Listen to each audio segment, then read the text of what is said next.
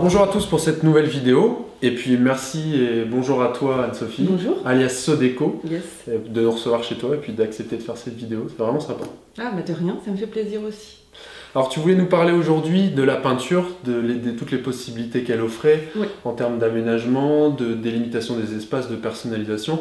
Avant d'entrer dans le vif du sujet, tu peux nous présenter un petit peu ton métier avec Sodeco? Oui, alors en fait je suis coach déco depuis 8 ans et j'aide les professionnels et les particuliers à faire leur déco chez eux. En fait le but pour moi c'est que les gens se sentent bien chez eux, trouvent leur style et tout ça dans leur budget et que ça correspond surtout à leur façon de vivre. C'est top. Alors, on entend souvent dire qu'en déco, il est important de délimiter les espaces. Est-ce que la peinture, ça permet de faire ça? Alors oui, c'est important de délimiter les espaces parce que c'est important qu'on s'approprie l'espace. Par exemple, dans un salon, on aime bien que ce soit cosy, feutré, que chaque meuble corresponde au salon. Et donc plus on prend des couleurs sombres, plus par exemple on a tendance à parler tout bas, on est plutôt plus calme. Ça fait cocon. Ça fait cocon. Et ça c'est Le Corbusier qui l'a observé, il a observé des personnes et il s'est rendu compte que quand il y avait une couleur sombre, et ben les gens avaient tendance à plutôt chuchoter. Moi j'ai plutôt tendance à conseiller les couleurs sombres pour les chambres par exemple, pour aspirer au calme, comme par exemple sur cette photo où moi j'imagine que ça pourrait être une grande chambre toute blanche. Et donc une grande chambre toute blanche, bah forcément c'est peut-être pas très cosy. Et là en fait ils ont pris un bleu de jean et ils se servent aussi en sous-bassement pour faire la tête de lit. Et on imagine bien que cette partie-là est beaucoup plus cosy. D'accord. Et donc là on peut se permettre sur une petite surface d'utiliser de la peinture plus foncée. Plus foncée. Alors là c'est une cuisine ouverte et on a délimité l'espace avec le plafond, avec un rose poudré. C'est fou par le plafond comme ça, on n'aurait pas imaginé. Hein. Ouais, franchement là ils ont créé une boîte parce qu'il y a vraiment l'effet miroir avec le carrelage. Du coup la cuisine reste ouverte mais elle est délimitée. Bon, super. Je trouve que c'est une belle astuce. Ouais, on sait ce qu'il nous reste à faire pour délimiter les espaces. Alors. Ouais, carrément. Alors, autre exemple, une pièce qui va avoir un plafond très haut. Qu'est-ce qu'il faudrait faire? Alors justement, si vous avez un plafond trop haut, c'est que très haut, c'est que vous habitez soit dans un appartement haussmannien, soit dans une maison maître, et donc vous avez de la chance. Et alors vous avez déjà aussi, un bon point. Bah oui, et vous avez sûrement des moulures aussi ou pas, mais c'est pas ça qui va changer le truc. En fait, ce qu'il faut faire, c'est qu'il faut baisser la hauteur de plafond. Donc il y a deux solutions, soit on peint, mais on s'arrête à 40 cm de haut, c'est-à-dire exactement comme sur cette photo-là.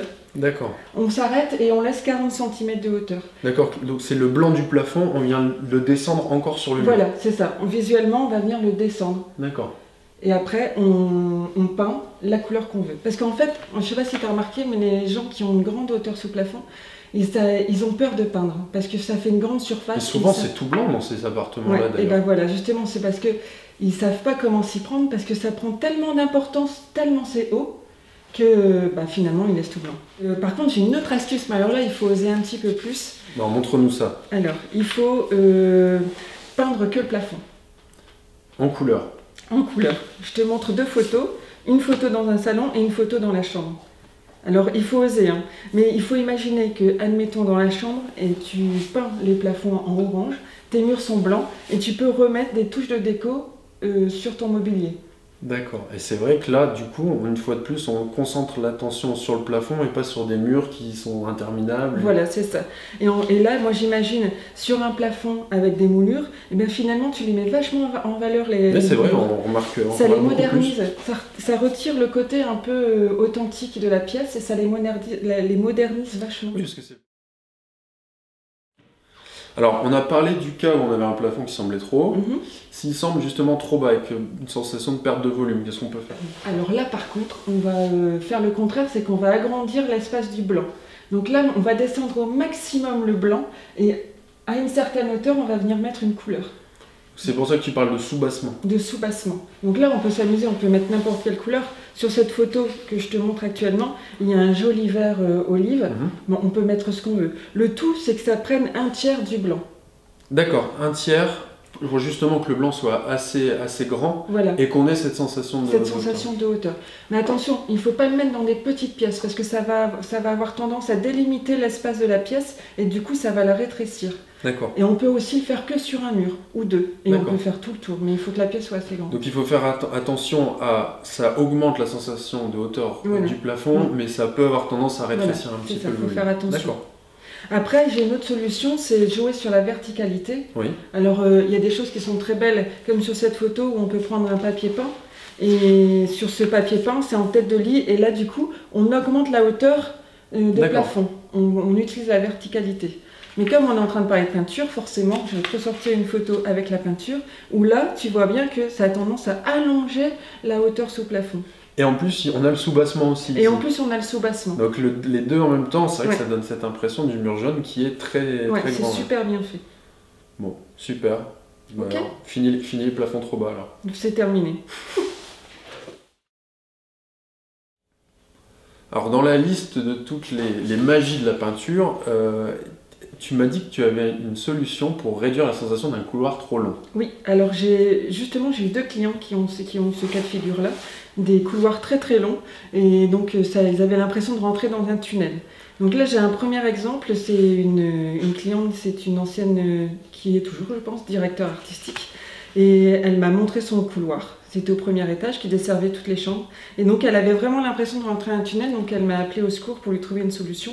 Et donc moi je lui ai dit, écoute, ce qui serait bien, c'est qu'on fasse comme une boîte à la moitié de ton couloir. On va peindre le plafond et les murs d'une autre couleur. Si ça avait été moi, j'aurais même été jusqu'à peindre le sol. Et parce que justement, moi ce qui me vient à l'esprit comme ça, alors le rendu est vraiment génial, mais au début quand tu proposes ça, le client il prend comment? Parce que c'est pas conventionnel du tout. Oui, alors là j'ai de la chance que cette amie, comme elle est graphiste, elle était ouverte à ça, mais par exemple j'ai des autres clients, c'était dans un cabinet dentiste où eux ils sont... Justement, il fallait être plus doux, plus convivial. Réservé, Quand je lui ai proposé cette histoire de boîte dans leur couloir, ils ont un peu peur, mais je leur ai dit que si on utilisait des couleurs douces comme le vert amande, le gris, le rose poudré, ça va continuer à faire l'effet boîte, mais ça va être moins surprenant. Donc là, par exemple, sur cette photo-là, tu vois, ils ont une mansarde, et donc j'ai fait encore une fois cette boîte, et j'ai utilisé une couleur plus douce. Ça leur a moins fait peur. Ouais, super. Alors c'est intéressant parce que je pense que ce genre d'exemple de type de pièce, on pourrait en avoir des centaines et des centaines. Est-ce que si on part sur quelque chose de plus général, vraiment sur la personnalisation, est-ce que tu aurais un conseil à donner? Oui, alors si on veut de la modernité, c'est pas une question de couleur, c'est une question d'application. Alors par exemple, je vais te proposer un rond. Alors on va montrer la photo. Alors, oui, ce sera mieux.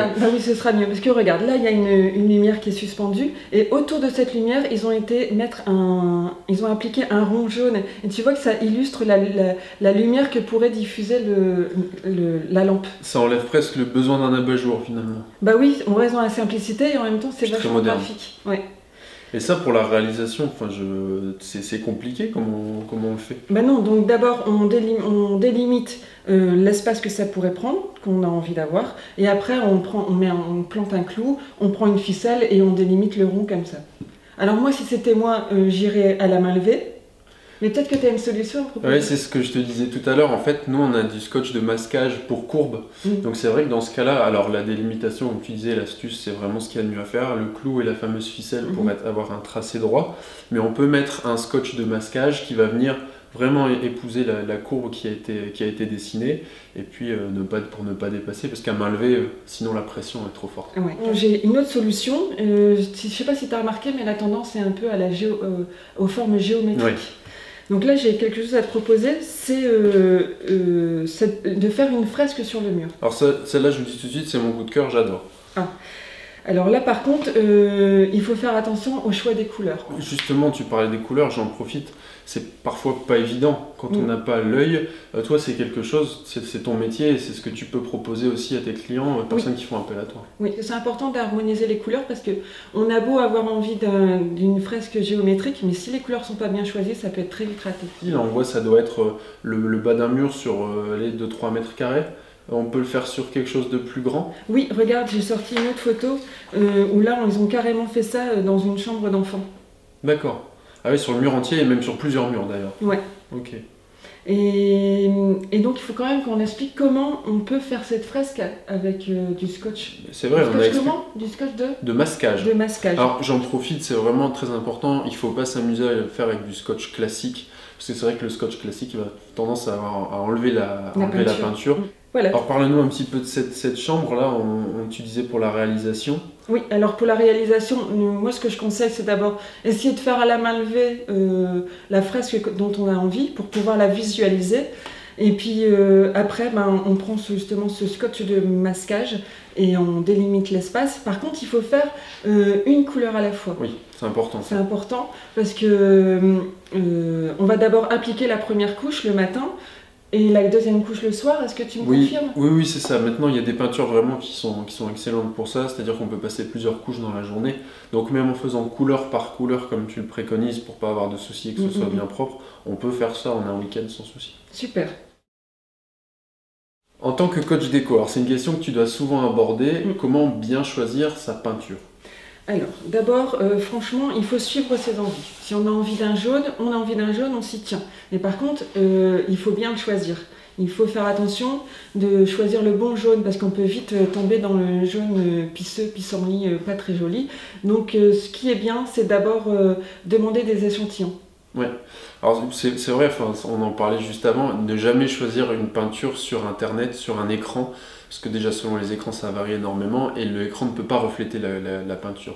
Donc ça, il faudrait avoir un échantillon, enfin là on en a là, c'est ce genre de choses, en plus selon, alors ça tu sais bien ça bien mieux que moi, mais selon la luminosité, selon le type de pièce que vous allez avoir, le rendu ne va pas être le même, donc il faut vraiment faire attention à ça. Ouais, c'est vraiment, en plus chez Déconneur, ce qui est super, c'est qu'ils nous donnent des échantillons sur demande, et alors c'est important de voir la couleur, parce que le papier, la peinture, elle va pas être pareille que si on la met à plat, quand on la regarde comme ça, et quand on va la mettre contre notre mur, ici ou même là-bas, qui sera à l'abri, qui sera à l'ombre, ou ici qui sera la lumière.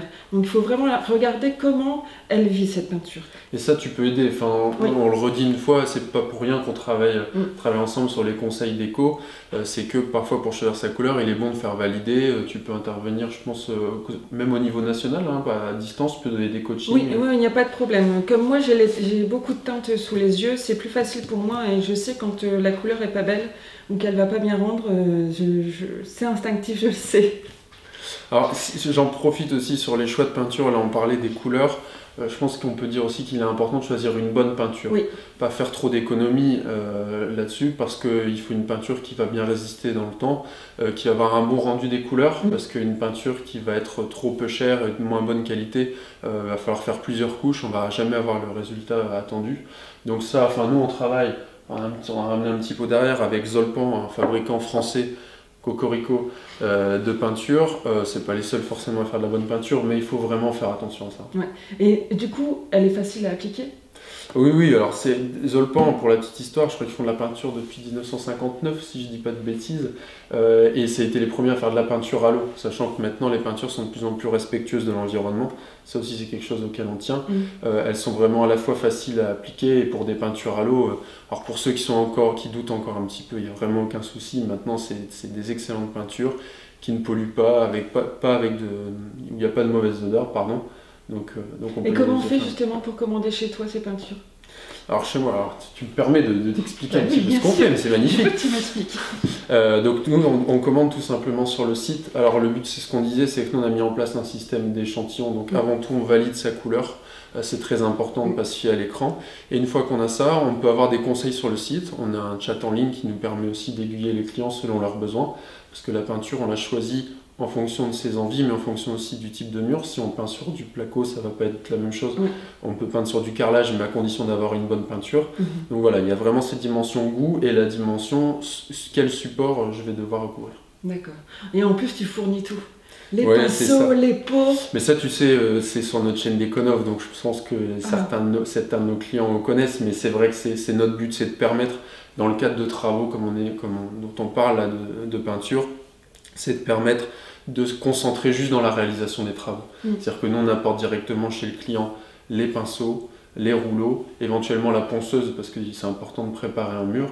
Donc on loue les outils, on apporte les produits directement chez le client, et le client n'a plus qu'à réaliser ses travaux.